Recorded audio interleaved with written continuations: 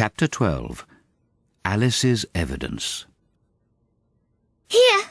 cried Alice, quite forgetting in the flurry of the moment how large she had grown in the last few minutes, and she jumped up in such a hurry that she tipped over the jury box with the edge of her skirt, upsetting all the jurymen onto the heads of the crowd below, and there they lay sprawling about, reminding her very much of a globe of goldfish she had accidentally upset the week before. "Oh, I beg your pardon!"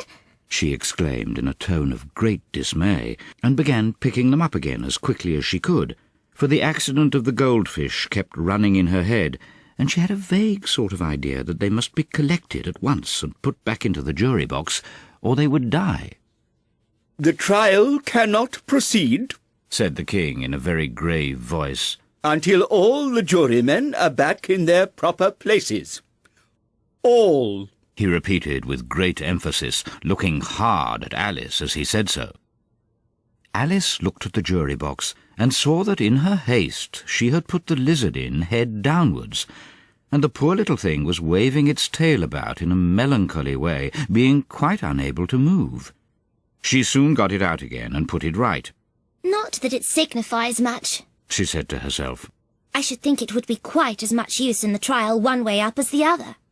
As soon as the jury had a little recovered from the shock of being upset, and their slates and pencils had been found and handed back to them, they set to work very diligently to write out a history of the accident, all except the lizard, who seemed too much overcome to do anything but sit with its mouth open, gazing up into the roof of the court. "What do you know about this business?" the king said to Alice. "Nothing." said Alice. "Nothing whatever?" persisted the king. "Nothing whatever," said Alice. "That's very important," the king said, turning to the jury. They were just beginning to write this down on their slates when the White Rabbit interrupted. "Unimportant, Your Majesty means, of course," he said in a very respectful tone, but frowning and making faces at him as he spoke. "Unimportant, of course, I meant," the king hastily said, and went on to himself in an undertone.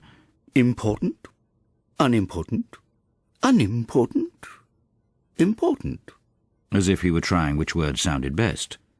Some of the jury wrote it down important, and some unimportant. Alice could see this as she was near enough to look over their slates. "But it doesn't matter a bit," she thought to herself.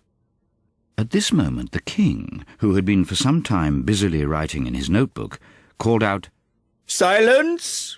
and read out from his book, "Rule 42.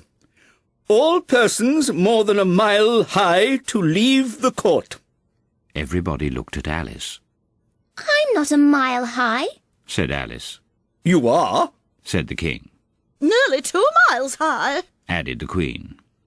"Well, I shan't go at any rate," said Alice.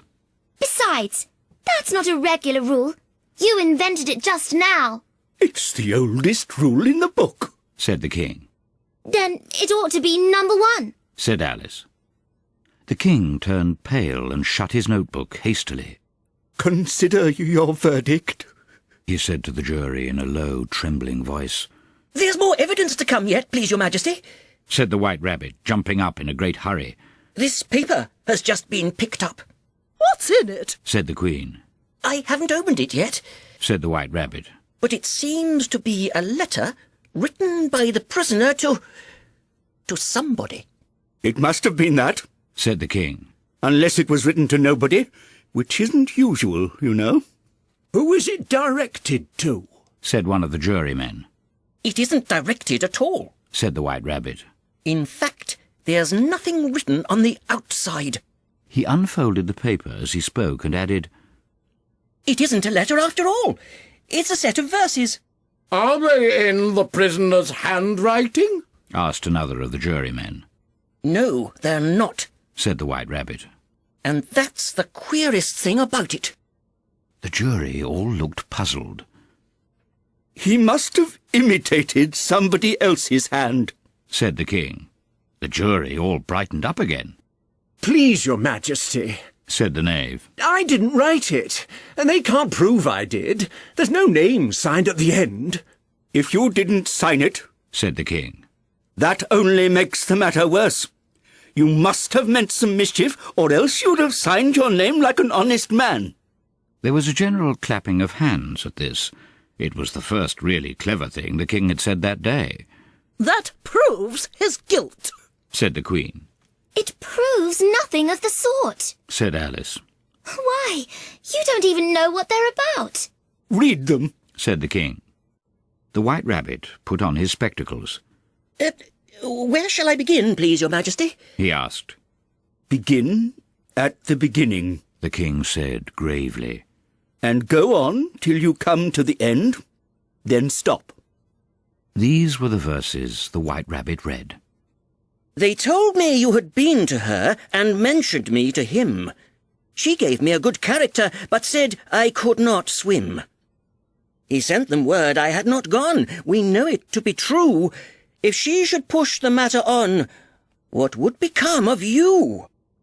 I gave her 1, they gave him 2.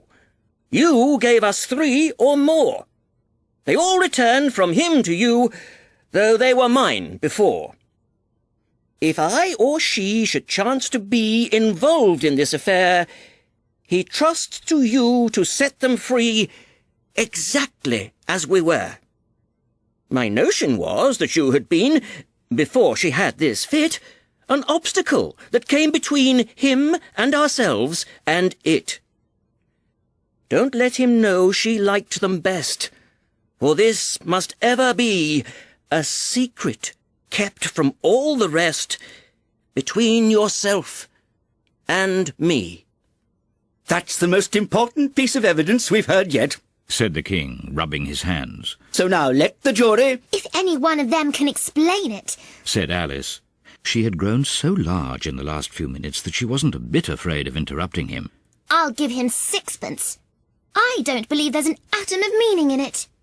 The jury all wrote down on their slates, "She doesn't believe there's an atom of meaning in it," but none of them attempted to explain the paper.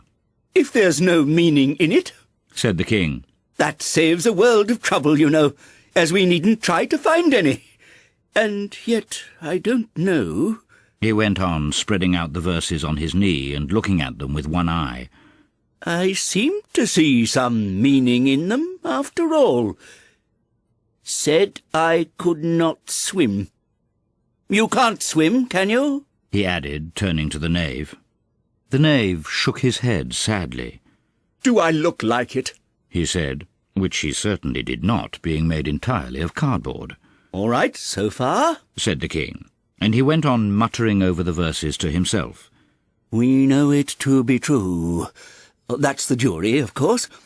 I gave her 1, they gave him 2. Why, that must be what he did with the tarts, you know. But it goes on. They all returned from him to you, said Alice.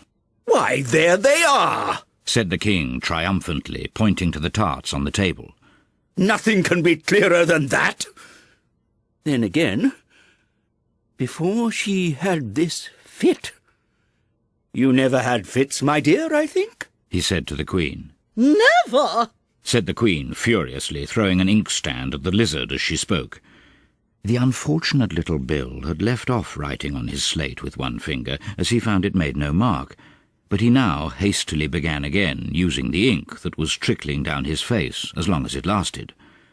Then the words don't fit you, said the king, looking round the court with a smile. There was a dead silence. It's a pun, the king added in an angry tone, and everybody laughed. Let the jury consider their verdict, the king said for about the 20th time that day. No, said the Queen. Sentence first, verdict afterwards. Stuff and nonsense, said Alice loudly. The idea of having the sentence first. Hold your tongue, said the Queen, turning purple. I won't, said Alice. Off with her head, the Queen shouted at the top of her voice. Nobody moved. Who cares for you, said Alice.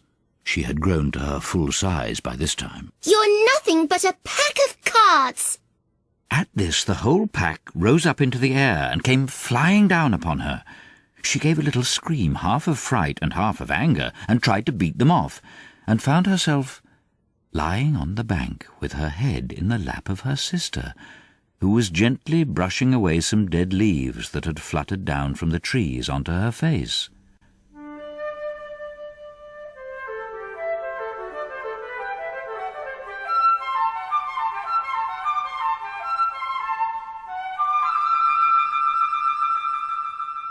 Wake up, Alice dear, said her sister. Why, what a long sleep you've had.